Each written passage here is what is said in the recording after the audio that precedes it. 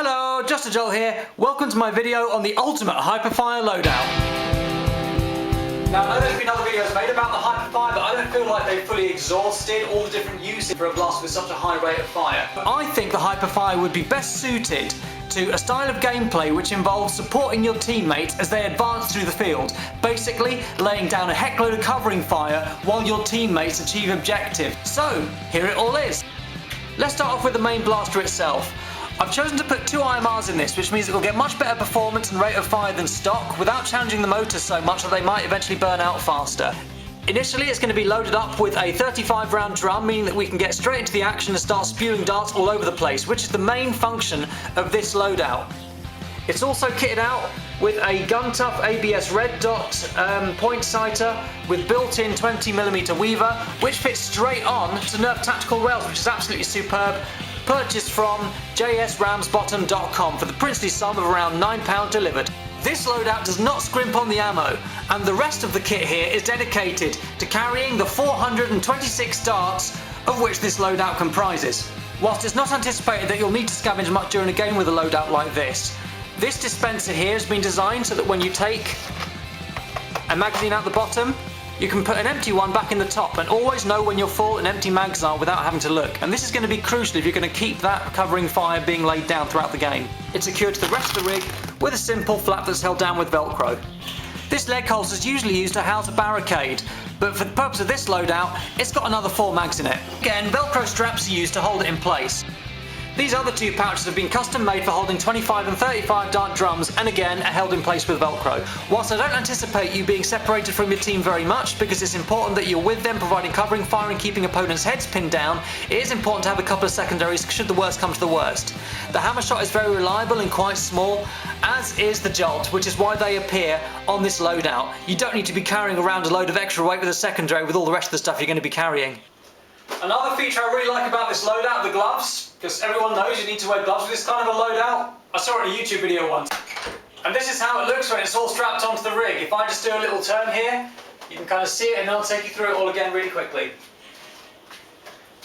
So like I said, the main purpose of this loadout is to provide covering fire and suppressive fire for the rest of your team whilst they do things. I guess you're probably looking at this thinking, isn't that a bit heavy?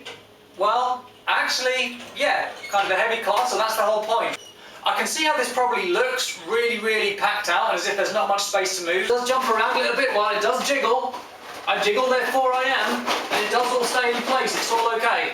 But I'm just going to show you why this actually works really well. To begin with, holding the blaster requires the blaster to be holstered right here, and the distance between this mag, which is pretty much the biggest mag there is, and the end of the stock here means that I can quite comfortably move myself about as I need to. I've actually got this blaster attached to my rig via a duct tape buffer tube. Not really a buffer tube, it's not elastic, but hey, you get the idea.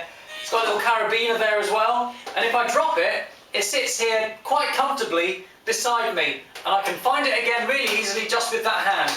Again, thanks very much to Bacon for helping me have that idea. I absolutely love it to bits. As you can see, it's quite comfortable just there, and I can move around, I can walk around, it does move around a bit, it does clatter around a bit, but not too much. And actually, I have quite a lot of trust for this, and I can pick it up and start firing as needed. That was really important to me to choose some kind of secondary I could rely on, so that had to be the hammer shot. So I can just drop that right here, and out comes the hammer shot. Now we all know that this blaster sometimes has issues in terms of jamming, so it was, like I said, it was really important to me to have this available just in case.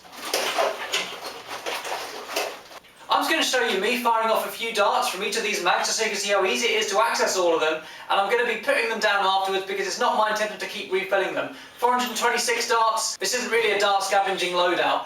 The only place I would refill them to is this right here, and I'll explain that to you in a second. Not emptying them all the way, just kind of, and some of these have only got a couple in them.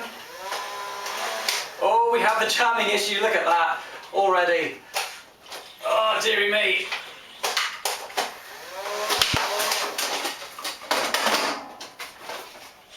All of these really easy to access.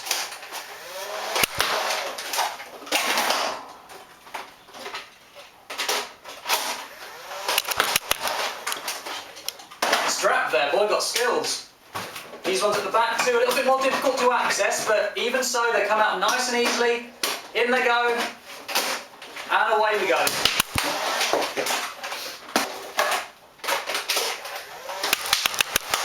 And that's the whole purpose of this loadout, is just that you can keep on going. Now, I actually put that down there, a bit of a mistake. What I can do with this now is I can replace this right in the top up here, which means that if I do scavenge any darts, I can be replacing darts into the top, into these top mags here in this part of my loadout. And like I say, I absolutely love this. This was kind of the idea that I had a few weeks ago. Now the mags do sometimes kind of stick, but with the convenience of knowing where the mags are, it's absolutely phenomenal.